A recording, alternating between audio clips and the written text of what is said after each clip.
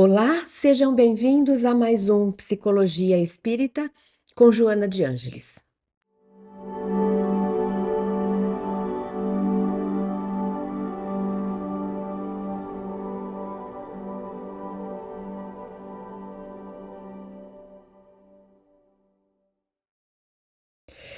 Hoje é o episódio de perguntas e respostas, é um dos meus momentos preferidos, eu sempre comento, porque eu tenho a chance de saber um pouquinho como os estudos têm tocado vocês, que reflexões têm provocado. Vocês trazem também, às vezes, algumas experiências pessoais, isso enriquece muito, porque dá sentido prático à questão teórica. Aqui nós falamos sobre teoria, e é muito bonito de ver o quanto que essa teoria ela vive na nossa vida prática. Então, uns aprendem com os outros quando a gente faz essas trocas. Quando a gente conta das experiências, mostrando como que aquele tema mexe comigo, em que momento eu vivenciei esse tema na minha vida real, como que eu enfrentei essas questões na vida prática, na vida do dia a dia, do cotidiano. Então é muito bom, eu acho que é uma aula que parece que passa rápido e a gente não vence fazer as considerações, é pouco tempo para bastante conteúdo. Eu agradeço pela participação de vocês, porque é um gesto de carinho e até de caridade a gente se propor a fazer um comentário. Para fazer um comentário, eu tenho que ter sido logada, tem que ter um cadastro, ou seja, existe um mínimo de um esforço ali para eu poder participar. É muito mais cômodo a gente ficar quieto, só escutando. Então, eu querer oferecer a minha participação também é, é bastante valoroso. Eu agradeço vocês, porque se não tivesse perguntas, comentários, eu hoje não saberia muito bem o que eu ia fazer. Vamos começar então, tem bastante coisa. Primeiro, nós vamos resgatar o episódio 6, em que nós falamos sobre os automatismos. Eu chamei de automatismo porque é a palavra que a gente costuma usar no nosso dia a dia. É uma palavra que é mais fácil das pessoas entenderem, porque é realmente algo coloquial. Mas eu trouxe como tema para falar dos automatismos, eu trouxe o tema do que a gente chama na psicologia junguiana, na psicologia analítica, de complexos. Complexos é o tema, é o conceito teórico que Kardec não, que Jung desenvolveu para explicar aquilo que às vezes a gente observa como se fosse uma reprodução, como se fosse uma revivência, como se eu vivesse de novo alguma coisa de forma padronizada, automatizada. Então, nós discutimos como se formam esses complexos, que é com base em experiências anteriores, que a gente guarda tudo aquilo que a gente pensou, sentiu, observou, visualizou, às vezes até vem o perfume da situação e a gente guarda tudo aquilo. E o cérebro é inteligente, ele vai tender a usar o que ele já viveu em outras situações parecidas. E aí, quando eu, em algum momento da minha vida, me deparo com algo que eu já vivi, nós temos a tendência de fazer com que esses complexos se constelem, ou seja, eles se reproduzem, eles se expressam na nossa vida e eles já vêm com conteúdos automáticos. Então eu falo sem pensar, eu ajo sem pensar. E como que eu agi? Eu agi de acordo com aquilo que estava guardado no complexo. Eu tendo a me sentir como eu me senti antes. Então, o complexo, a teoria dos complexos é a base para a psicologia analítica. É a partir dela que se estabelece a terapia. A terapia junguiana, a análise junguiana, ela vai sempre buscar afetar, buscar encontrar esses complexos para dissolvê-los, para nos dar mais liberdade e independência.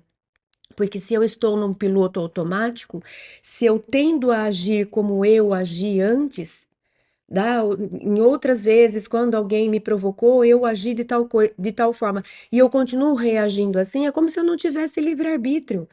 É como se eu fosse um robô que foi programado, dependendo do que ele encontra à frente, ele reage da mesma forma, de forma padronizada. Então, quando eu dissolvo esses complexos, que eles não chegam com tanta força emocional, com tanta energia, eu tenho a chance de ver eles brotarem, mas eu consigo me acalmar para poder refletir, raciocinar e agir com base numa escolha do momento. Eu consigo ter chance de avaliar antes de reagir. Então, é uma liberdade, é o verdadeiro uso do livre-arbítrio, porque senão a gente fica reproduzindo. Então, é sobre isso. Eu estou gastando um tempinho aqui repetindo, porque é realmente um tema importantíssimo para a gente entender a psique com base na psicologia analítica, que é um dos temas centrais da psicologia espírita de Joana de Ângeles. Joana não fica presa numa única escola, ela consegue costurar, tirando proveito de todas as ideias, os pensamentos, os conceitos já estabelecidos. Às vezes, ela traz próprio Freud, outras vezes ela vai para o humanista, para o humanismo, outras vezes ela traz a transcendental, às vezes ela fala pelo viés da psicossomática, mas o complexo, ele é um tema importantíssimo para a gente entender como a gente funciona, como é a nossa psique. Bom, então, eu trouxe uma pergunta, teve só uma pergunta que eu selecionei, não tiveram muitos comentários nessa aula.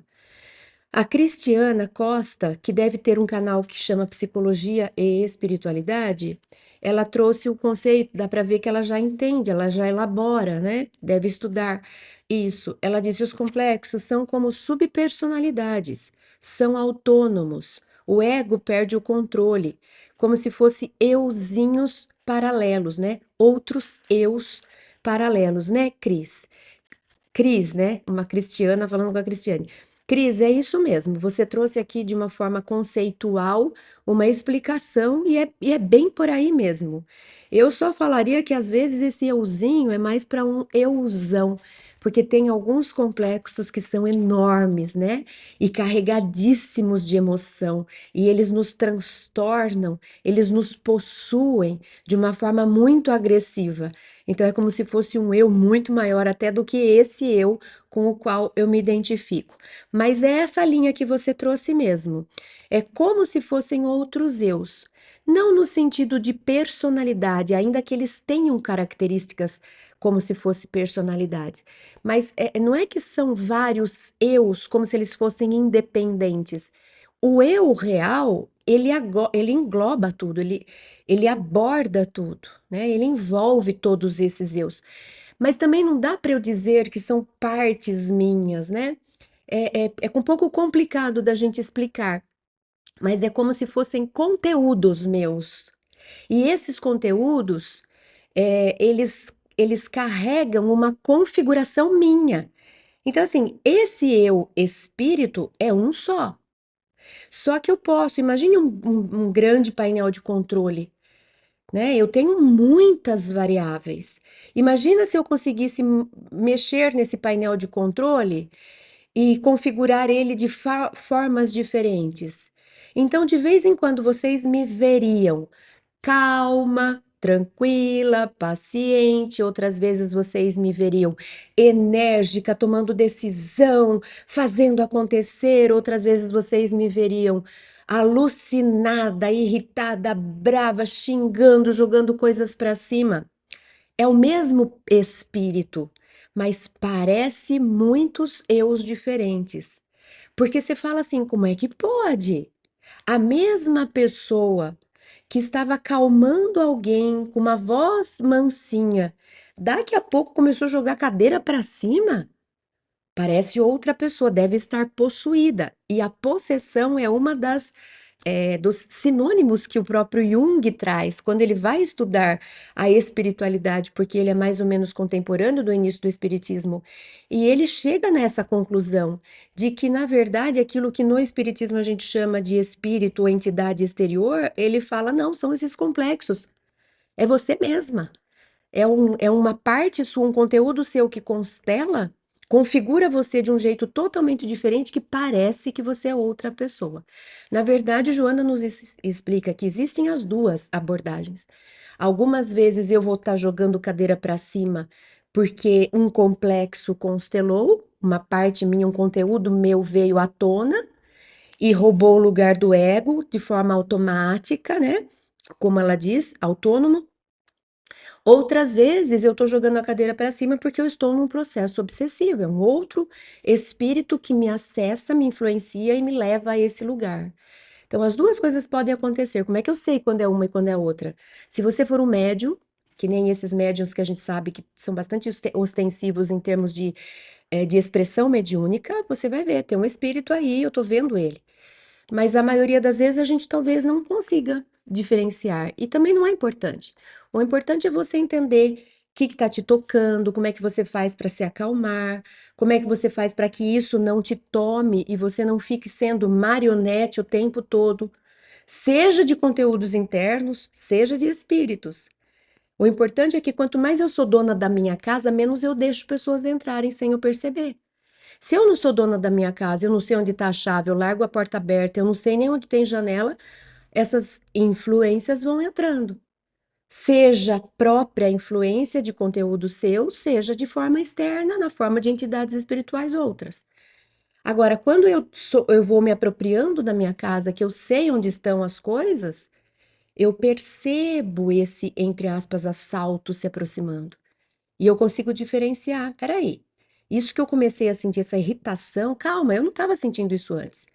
Será que tem algum complexo constelando? Alguém falou alguma coisa que me irritou? Eu vi alguma coisa na rua que me deixou enfurecida? O que que é? Calma, deixa eu analisar a situação. Eu me permito um tempo, eu consigo. Eu acesso um tempo para eu refletir, para saber o que eu quero fazer. Ele não me pega automaticamente como se eu fosse uma marionete. E a mesma coisa, se um espírito se aproxima e começa a me influenciar, peraí, por que está começando a aparecer esses pensamentos? De onde eles vieram? São meus. Deixa eu ver o que eu estava pensando, deixa eu pensar a respeito.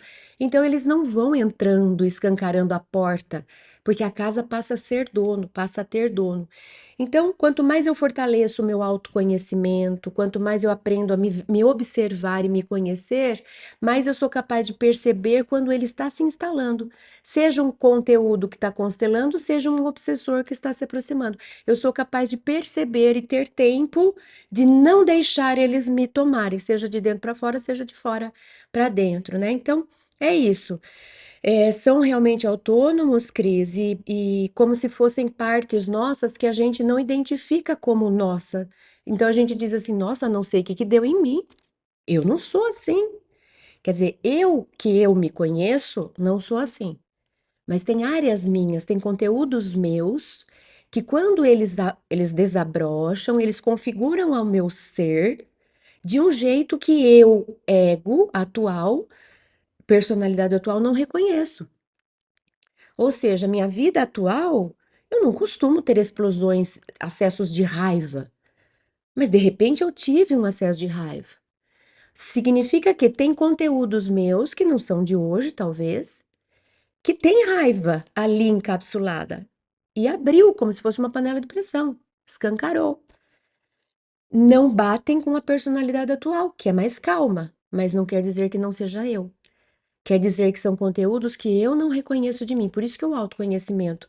Por isso que no autoconhecimento, muitas vezes, no sonho, a gente sonha assim: eu estava fora de uma floresta escura, enorme, e eu entro. É isso. Sou eu entrando no meu mundo íntimo, que é desconhecido. Tem muita coisa sobre nós que a gente não reconhece, não identifica, né? Então, não é porque eu não identifico como minha forma de ser que não seja eu.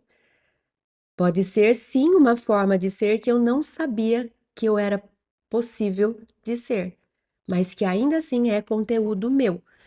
Então, o complexo, ele é formado a partir de experiências passadas. Então, se numa experiência passada eu vivenciei um abuso, por exemplo, alguém não respeitou minha vontade, arrancou alguma coisa da minha mão quando eu era criança, eu vi isso como um abuso. O meu espaço pessoal foi invadido. Eu estava brincando com alguma coisa, um adulto entra, arranca da minha mão, me xinga, quebra meu negócio, dá para outra criança. Eu sofri um tipo de abuso. Alguém entrou no meu ambiente pessoal, nesse espaço que era meu, e fez coisas dentro dele que eu não queria e eu não autorizei. Então, o que que acontece? Eu encapsulo essa experiência.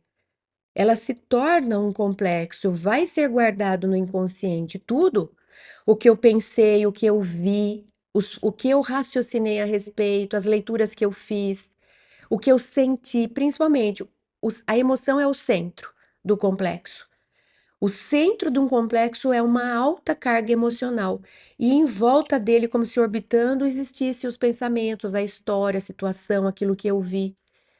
E aí, num determinado momento, vou inventar uma história paralela. Eu já sou, sei lá, uma adolescente, eu estou sentada no ônibus indo para o meu colégio e alguém chega do meu lado, esbarra em mim, quase que me jogando para fora do meu assento e fala: empresta aqui, eu estou com alguma coisa na mão, empresta aqui que eu vou usar. Eu faço uma associação, tudo inconsciente. Opa, peraí, já vi essa história. Estou aqui no meu espaço particular e pessoal, que eu tenho direito. Eu estou com um livro na mão. Alguém chega, invade esse espaço, tira meu livro da mão, e aí parece que eu estou revivendo aquela experiência. Então, pode ser que aquele complexo que ficou guardado, ele constele. E a forma como eu reagi lá, que, por exemplo, eu chorei, porque eu fiquei com medo, porque um adulto chegou e arrancou um brinquedo da minha mão e seja lá o que for, naquele momento eu chorei de medo, pode ser que ali eu chore. E eu me sinta uma criança. E eu chore. E quem esteja do lado de fora dê risada. Nossa, porque alguém tirou o livro, você vai chorar, então é que não é o adolescente de 15 anos que está chorando. É a criança repetindo. Então, por isso que eu disse, o passado presentifica. No presente eu vivo a experiência lá. É a criança que chorou lá, ela constela esse complexo, ele me configura e eu viro de novo uma criança que não sabe se defender, que não entende o que está acontecendo. E aí eu repito esse modelo. Isso é uma constelação de complexo de uma maneira bem simplesmente explicada. Então, gastei bastante tempo porque é realmente um tema central. Na verdade, falei coisa errada aqui, gente, porque nós temos alguns comentários, sim, dentro do episódio de automatismo. Vamos lá, então, agora eu vou ter que correr. A Silvia Ribeiro diz: Cris, em relação ao casal. Seis. Em relação ao casal, a pessoa que não decida nada, só aguarda o outro, fica em cima do muro, não se expressa, é algum tipo de complexo? Então, ela está dizendo o seguinte: uma pessoa que repete o modelo de sempre que precisa tomar uma decisão, ela não toma, ela fica em cima do muro. Isso é um complexo? Veja, é um padrão.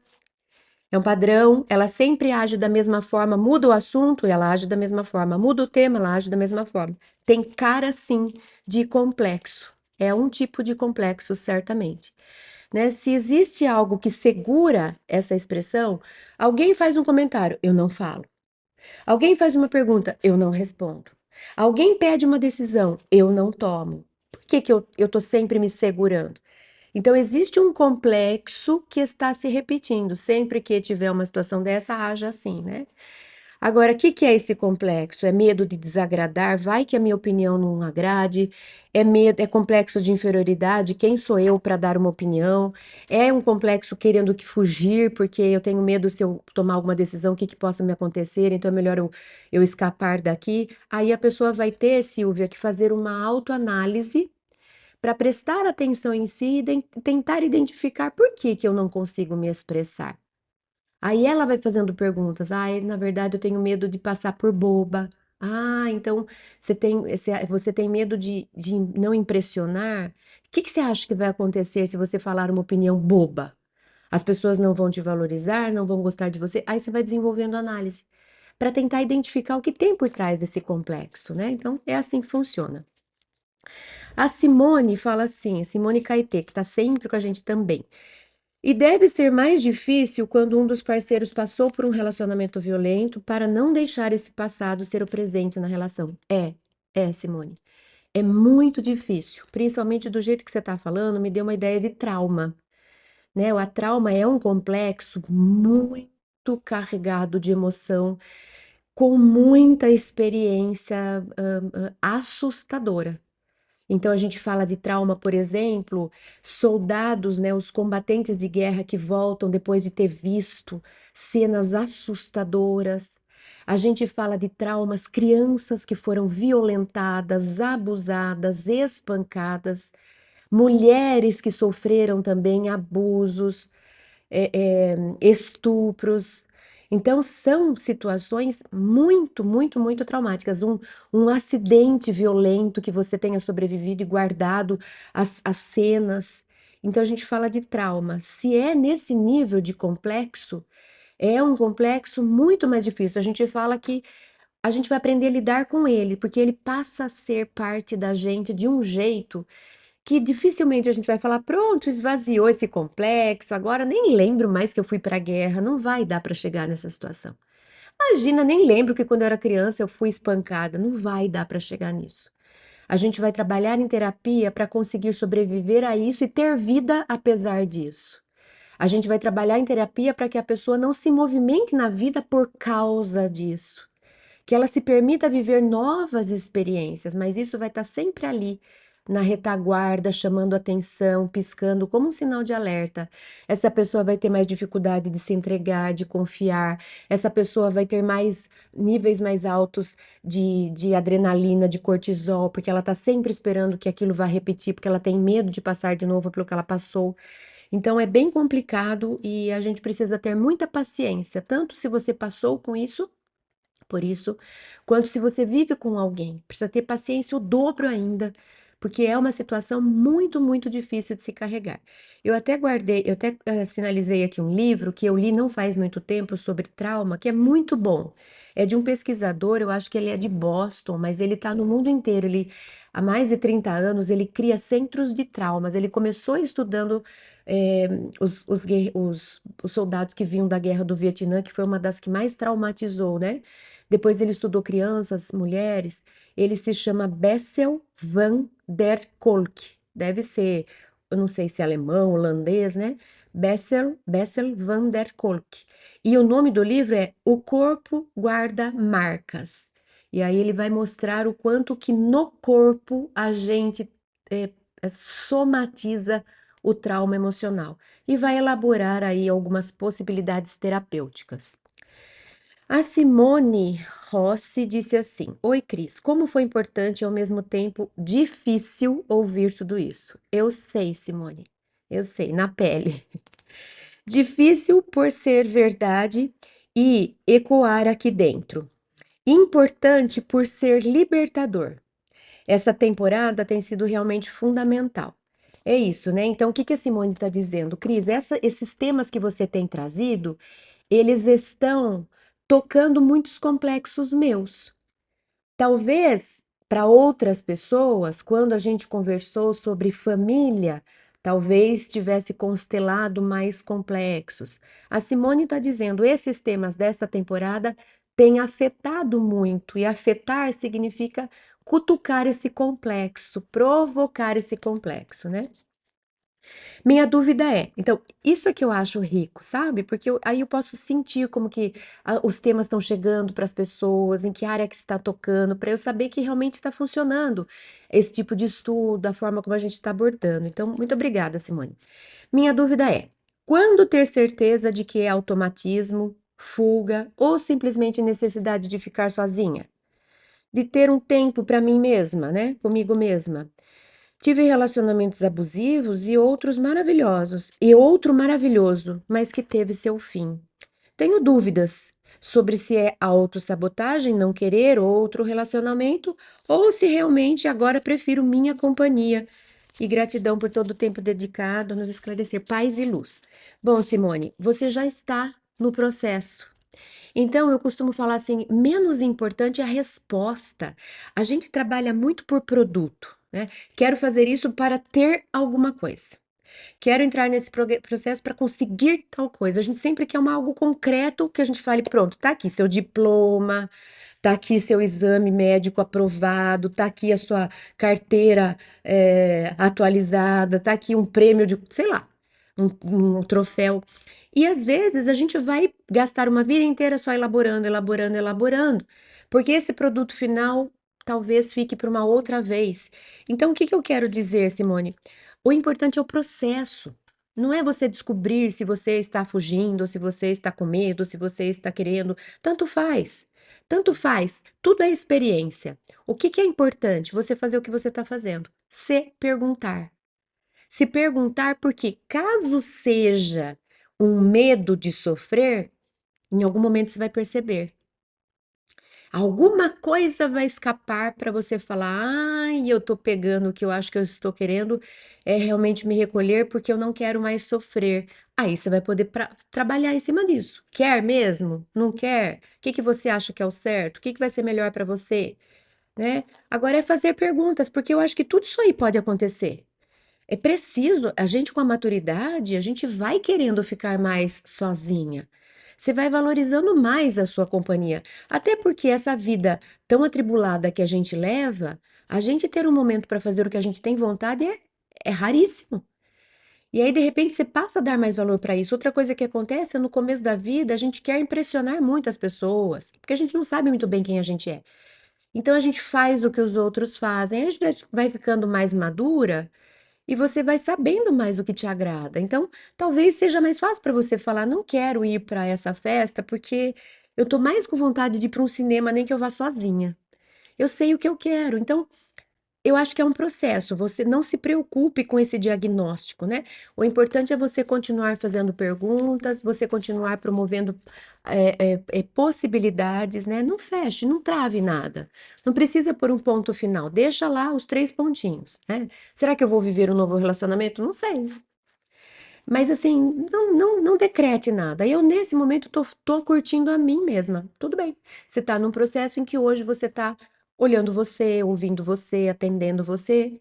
Pode ser que essa fase passe, pode ser que daqui a pouco você se sinta atraída por alguém. Talvez essa outra pessoa seja diferente das anteriores, porque você agora já está diferente das anteriores. Então, o futuro a Deus pertence. Viva o momento de hoje, não se preocupe com o diagnóstico, se eu deveria estar quieta, ou deveria estar sozinha. Você deveria estar se conhecendo, se perguntando, se analisando. Esse é o processo que vai te levar para onde você deve ir. Então tenha paciência com essa etapa e tá tudo bem. E aproveite a sua companhia. E a Fernanda, olha, só porque eu falei que não tinha muitos comentários, né? Não sei o que que eu lembrei. A Fernanda disse: Oi, Cris. Primeiro, muito obrigada por tanto. Uma dúvida: o que é necessário, o que fazer quando, mesmo já se dando conta do passado que se presentifica, ainda assim caímos no mesmo buraco? Qual a chave? Lembra do buraco? Numa rua tem um buraco, eu caio, a culpa não é minha, depois a culpa é minha, depois eu não caio mais no buraco, depois eu desvio do buraco, depois eu desvio até da rua. Então, qual a chave da mudança, né? Obrigada, abraços. A chave da mudança é consciência, é prestar atenção, né? É analisar o tempo todo o seu comportamento. É fazer perguntas até que você chegue no momento em que você percebe o automatismo antes um pouco dele acontecer, dele manifestar. Essa é a chave. Pegando o exemplo do poema lá do livro da vida e da morte, é assim: eu não vou andando na rua desatenta, olhando, pensando no mundo da lua, pronto, caí no buraco. Eu vou entrar na rua prestando atenção. Não quer dizer que eu estou tensa, não quer dizer que eu estou vigilante, não. Mas eu estou presente. Lembra das técnicas de mindfulness? Meus, minha mente está onde meus pés estão. Eu estou aqui. Eu estou prestando atenção no que eu estou sentindo. Eu estou prestando atenção nas pessoas que estão ao meu redor. Eu estou prestando atenção no que está sendo falado. Eu estou atenta, mas não atenta tensa. Atenta consciente. Consciente significa eu estou no presente. Se eu não estiver consciente, eu estou em que lugar? Eu estou pensando naquilo que vai acontecer, eu estou lembrando do que aconteceu, eu não estou no presente. Então, a chave para a gente não cair no mesmo buraco é estar atenta. Porque daí vai chegar uma hora que você vai falar uma coisa para alguém e aí você fala: ai, peguei. Eu ia repetir a mesma coisa que eu venho fazendo. Não vou. Não vou. Finalmente eu consegui antecipar antes do padrão e explodir, antes do complexo constelar, eu peguei. Então agora eu vou pensar antes, deixa eu ver o que que eu quero falar. Pode até ser que eu escolha falar a mesma coisa que eu ia dizer automaticamente, mas agora eu falo conscientemente. Eu falo porque eu escolhi, porque eu refleti, porque eu quis. Essa escolha que é consciente. E a Fernanda. Oi, Cris. Primeiro, muito obrigada. Não, essa é aqui é a Adriana Gomes. Adriana Gomes diz: Boa noite, Cris. Você citou o complexo de inferioridade. Quais seriam outros complexos?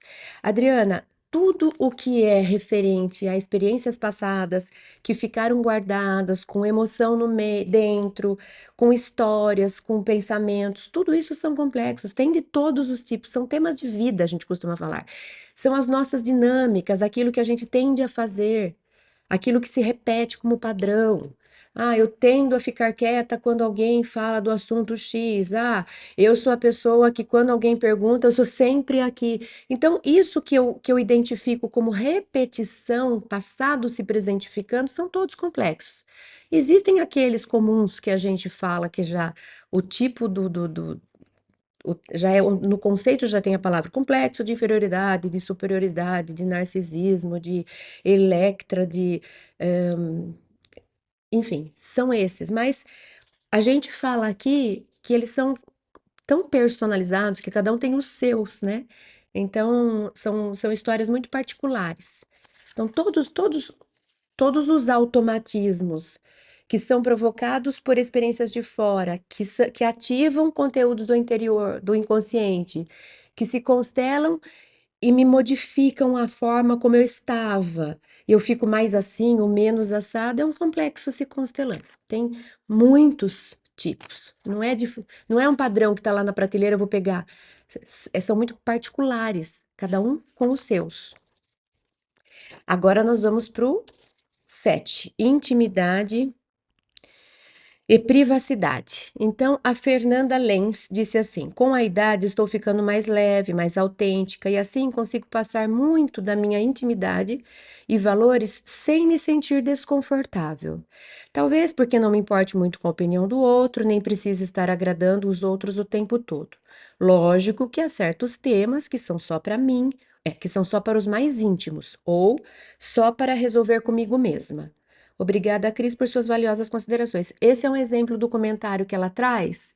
Ela não fez pergunta, mas ela me ajudou, dizendo como ela foi afetada por aquilo que eu disse. Então, ela compartilhou comigo, ela trocou. Então, ela disse assim: Isso que você está falando, na minha realidade, é assim que se expressa. Talvez no passado eu fosse mais exposta ou eu ficasse com mais medo de me expor. Hoje, eu já estou mais madura e a maturidade me fez sentir mais confortável. Eu tenho mais segurança daquilo que eu quero falar, eu falo porque eu quero, e daquilo que eu não quero expor, eu não exponho porque eu quero. Então eu tenho segurança, eu não tenho mais. eh, eu sei o que eu quero abrir. Porque quando a gente é mais nova, a gente não sabe o que abrir. Muitas vezes a gente não, a gente precisa perguntar: vocês acham que isso é uma coisa que eu devo falar ou não? Porque eu não tenho opinião sobre isso ainda, pela minha imaturidade, falta de experiência. Então, o que a Fátima está trazendo para a gente é isso, que a experiência vai fazendo com que a gente fique mais confortável para saber o que abre e o que não abre, né, a respeito da própria vida. É muito bom. Não venha a serviço de algo. Eu não quero chamar atenção, eu não quero esconder, eu não quero fazer drama, eu não quero fazer tipo. Eu sou aberta, eu sou espontânea na medida do que eu quero. Tem coisas que não. É só para os íntimos, tem coisas que é só para mim. Eu estou no comando de saber quanto eu me abro e quanto eu me fecho. O João e a Rita Barreto, que estão sempre com a gente, são nossos amigos de estudo, dizem: a intimidade é nosso tesouro. Lembrando que o próprio Jesus aconselhou quando formos orar que seja no nosso próprio quarto íntimo essa oração, né? Vai em um lugar secreto. A intimidade é necessária para a nossa própria segurança emocional. É isso mesmo, exatamente. O próprio Jesus, ele não era o mesmo Jesus para a multidão e para os eleitos, né, os discípulos que ele chamou e reuniu, e para sua mãe, por exemplo, né? Ou para sua família. Se bem que depois ele amplia essa família, ele mesmo fala que é minha mãe, que são meus irmãos. Mas, por exemplo, ele com ele ou ele com Deus. Quantas vezes a gente vê no Evangelho ele falando, discípulos, amigos, fiquem aí, vigiem e me deixem só. Eu vou lá com meu pai, vou ter com o pai. E ele fica lá sozinho, ele se recolhia. Então, a vida é uma dança entre opostos, a gente precisa de tudo. Tem uma hora que eu tô no olho do furacão, lidando com um monte de coisas e gente ao mesmo tempo, eu estou no polo. Mas eu preciso também me lembrar de me recuperar no outro. Eu estou sozinha, calma, tranquila, só comigo mesma, me recompondo. E aí, de vez em quando, eu tô com pessoas mais próximas, de vez em quando, eu tô com pessoas que eu não conheço. Todas são experiências importantes e a gente precisa saber transitar entre elas. Não dá para ficar só isolada, você vai perder experiências na vida. Não dá para ficar só no movimento, à disposição e falando e se abrindo e se expondo. Vai faltar conteúdo seu com você mesmo. Vai faltar momento de construção interna. Vai faltar tempo para o autoconhecimento, para a conexão com Deus, que não dá para fazer no burburinho, na maluquice da vida lá fora. Então eu preciso saber definir quando que eu vou estar na intimidade, quando eu vou estar me expondo, o que que eu exponho, o que que eu não exponho. Eu preciso dessa maturidade para chegar nesse lugar. Eu lembrei aqui, João e Rita, do outro trecho, vocês citaram um, eu trago outro, que é: não atireis pérolas aos porcos. Jesus sabia exatamente o que dá para cada um. Teve ensinamentos que ele trouxe para dentro do grupinho dele, para os discípulos. Teve ensinamento que ele ofereceu para a massa. Então, e teve ensinamento que ele diz: não adianta dar, que ele nem ofereceu, porque não estavam prontos para receber. Então, não atirei pérolas aos porcos. E a Simone Caetê, que também é nossa assídua companheira de estudo, diz: Cris, diante dessa ligação. Ah, desculpa, então aqui. Não, vou voltar. É que a Simone fez duas perguntas, eu adiantei. A Simone diz: nosso eu, né, entre aspas, ela pôs, deve ser para dentro de nós mesmos e não para o mundo. Hoje eu tomo mais cuidado com isso, sobre isso, né? Então é mais um depoimento que eu vejo que é fruto da própria maturidade. Então eu lembrei de uma coisa, faz parte, o Jung, ele descreve o nosso desenvolvimento aqui numa vida, ele descreve fazendo uma analogia com um nascer e o pôr do sol. Então ele diz: existe metade do dia que é o nascer do sol. Então tudo está crescendo, ampliando, ficando mais claro. É como se tivesse uma conquista, né? O dia vai sendo conquistado. Então ele diz: essa metade da vida, até o ápice do sol, é a metade da construção do desenvolvimento do ego. Eu preciso querer, eu quero conquistar. Então, o jovem, ele quer conquistar uma carreira, ele quer conquistar um casamento, ele quer conquistar uma vida, ele quer conquistar o mundo, ele quer crescer, ele quer conhecer, ele quer experimentar. Então, ele está no auge do desenvolvimento da personalidade. Esse eu que a gente identifica, que é o nosso ego, que é o centro da nossa consciência, ele precisa ser estruturante, ele precisa se estruturando, se fortalecendo para eu conseguir tomar conta de mim mesma, para eu conseguir ser autônoma, para eu conseguir ser independente. Então ele vai crescendo, a gente quer conquistar tudo. E a segunda metade da vida, o Jung fala, quando o sol começa a se pôr, até chegar à noite, a gente vai, então aqui a gente está se preparando para nascer e aqui a gente vai se preparar para morrer. Nessa parte, o ego já perde um pouco essa força e o self parece ser mais visitado, mas eu consulto mais, eu me relaciono mais com o verdadeiro ser, com o espírito, né? No espiritismo a gente chama de espírito. Então, parece que é isso que a Simone traz, né? Hoje eu tomo mais cuidado. No começo, eu quero que todo mundo me conheça, eu me exponho, eu chamo atenção. Hoje já não. Eu já consulto mais o self, o ego não precisa ficar chamando atenção. Eu já conquistei o que eu queria, eu já estou no lugar que eu passo a escolher melhor, eu passo a ter vivências que são mais significativas para dentro do que para fora. Então, é um processo natural do desenvolvimento do ser humano numa vida. A gente vai agora para o episódio Almas Gêmeas. É esse que só tinha um comentário. Eu achei que era o primeiro lá do automatismo, dos complexos. Não. É o das almas gêmeas que eu selecionei só um, o da Simone, por isso que eu confundi, porque ela tá na sequência. De novo, eu trago a Simone Caetê e ela diz assim a respeito das almas gêmeas: Cris, diante dessa ligação magnética, espiritual e afim, que possa existir entre dois seres, pode se tornar em vidas futuras esse ser que você se afina, pode se tornar em vidas futuras o seu mentor espiritual, de um ou de outro? Ou isso não procede? Bom, pode sim se tornar um tipo de um amigo que cuida, que protege, que acompanha. Eu acredito que para se tornar um anjo de guarda, eu acho que é mais difícil, porque o anjo de guarda ele é de categoria superior a nós. Então, não sei se no nosso grau de evolução a gente está indo mais ou menos junto com o espírito, e daqui a pouco um para tanto e o outro evolui tanto a ponto de se tornar de outra categoria. Eu acho que não deve acontecer isso. Então, ainda que um avance um pouco mais que o outro, que um alcance um pouco mais que o outro, a ponto de poder vir a ajudar, é um auxílio do tipo um espírito amigo, um amigo protetor, um espírito que acompanha, porque anjo da guarda, ele é um espírito que está numa categoria acima da gente, ele está com a gente há muitas vidas. Ele precisa entender, é outro nível evolutivo. Então, não acho que se torne anjo de guarda, mas que um faça esse acompanhamento, sim. E eu lembrei, mas não lembrei com detalhes. Poderia ter pesquisado, né? Não fiz isso. Mas tem uma história na série de André Luiz, né? Do espírito André Luiz, que chega lá no nosso lar, os mensageiros, e aí por aí vai. Tem uma história de uma. Eu não sei se ela era mãe do Lísias, depois vocês podem até comentar aqui que eu acho que vocês vão saber. Minha memória não é muito boa, faz muito tempo que eu li. Mas eu lembro dessa senhora que ela pede permissão para reencarnar. E os benfeitores dizem para ela assim: Mas escuta, você não precisa mais voltar para a Terra. Você já cumpriu o que a Terra pede. Você está pronta agora para continuar sua jornada daqui para frente. Mas eu quero voltar porque o meu marido, que foi o meu marido em algumas vidas, ele está atrasado. E eu gostaria de reencarnar para ver se eu daria um apoio a ele, um incentivo para ele evoluir.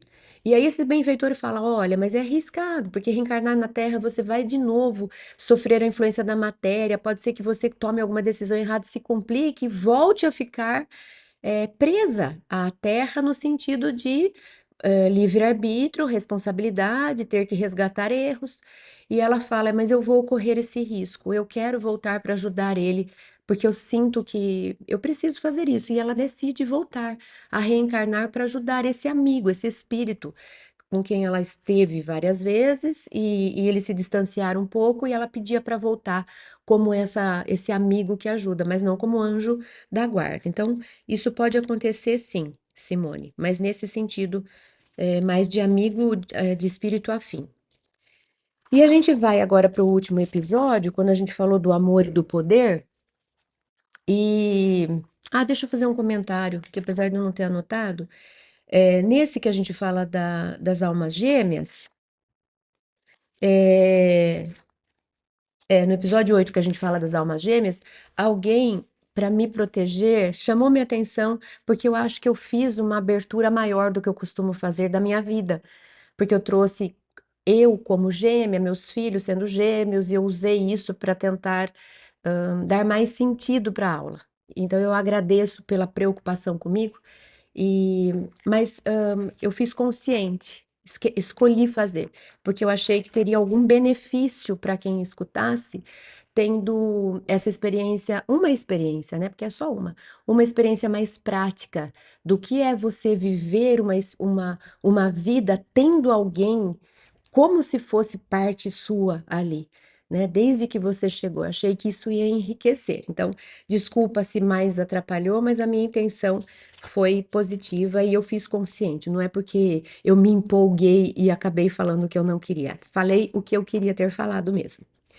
E o último episódio, então, Amor e Poder, nós temos a Jandra Celinhares. Jandra Celi Linhares, tudo junto.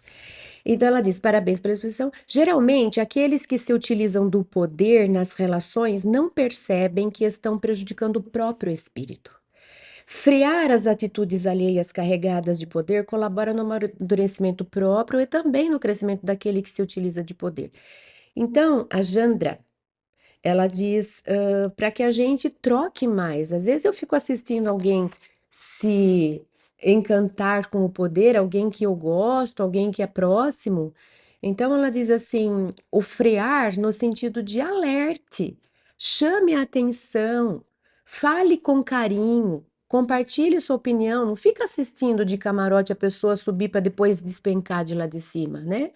Então é um ato de amor a gente se importar com o outro, mas também na forma como falar, né? Não é apontando o dedo, acusando, julgando, porque daí a gente entra numa outra coisa que não é boa, no julgamento. Mas a gente apontar, chamar atenção e compartilhar ideias, isso ajuda a dissolver as dinâmicas existentes nessa história de poder, né? Só existe uma vítima porque essa vítima aceita se manter na posição de vítima. Ela fica só esperando a próxima vez que o agressor vai agredi-la. Se ela fala, chega, basta, fui, eu não vou ficar aqui esperando apanhar, acabou a dinâmica. Mas a gente sabe que não é fácil isso. Ela está na posição de vítima porque ela não se vê fora. Ela não acha que ela dá conta, ela acha que ela depende, ela acha que ela não vai ser ninguém se ela ficar, se ela sair dali. Então a gente sabe que é complexo, mas olhando de fora, de uma maneira fria, é uma dinâmica que que mutuamente se alimenta, um dá energia para o outro, né? A Sandra Regina Galetti diz assim: é aquela famosa frase, aqui eu mando e sou detestado. Que triste. Eu fui resgatar, Sandra, porque está lá no Evangelho segundo o Espiritismo, no capítulo 9, no item 6. E eu trouxe o trecho inteiro porque acho que vale a pena a sua lembrança, acho que vale a pena, vai enriquecer o nosso estudo ler um trechinho desse trecho.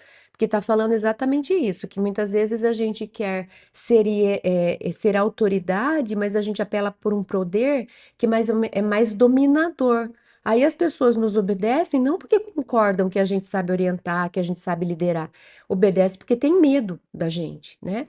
Então ela disse assim, os espíritos dizem assim, nesse item 6 do capítulo 9 do Evangelho segundo o Espiritismo.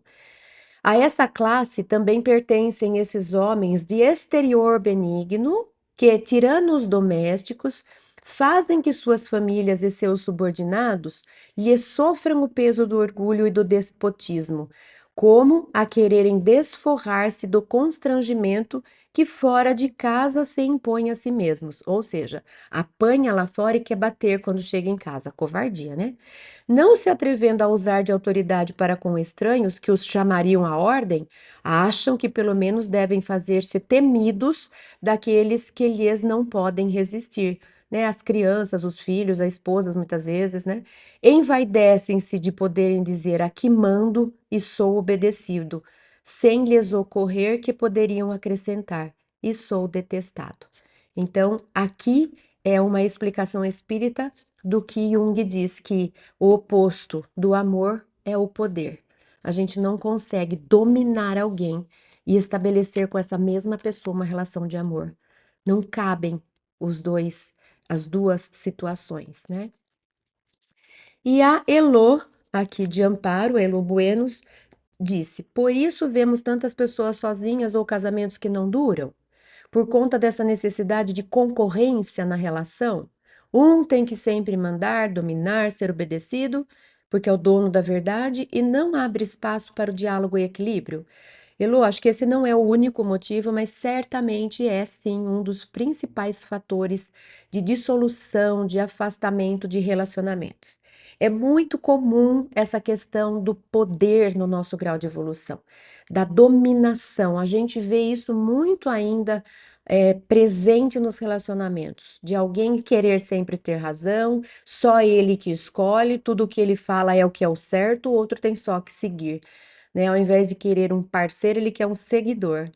Então, eu lembrei até de dois filmes. Tem um muito antigo, que eu acho que nem acha mais, porque deve ser lá do ano 70, 1970, que é A Guerra dos Roses. É um casal e mostra exatamente quanta bobagem os dois ficam, os dois se amam. Dá pra ver que tinha tudo pra se dar bem. Aí eles começam a disputar, brigar, disputar, brigar, disputar, brigar, e eu não vou dar spoiler, mas termina muito mal. E termina muito mal porque ficaram querendo disputar poder. Tem um filme mais recente que chama Quarto de Guerra. Esse quarto de guerra também mostra o casal se tornando adversário, se tornando rival, disputando poder. E o quanto que isso vai destruir a relação de amor, mostrando realmente que o contrário de amor é o poder. Bom, essas foram as perguntas, as respostas, os comentários. Eu agradeço pela participação de vocês, sempre muito carinhosa, caridosa comigo. Que a gente tenha uma ótima semana e espero vocês semana que vem para a gente continuar os nossos estudos. Obrigada e até lá!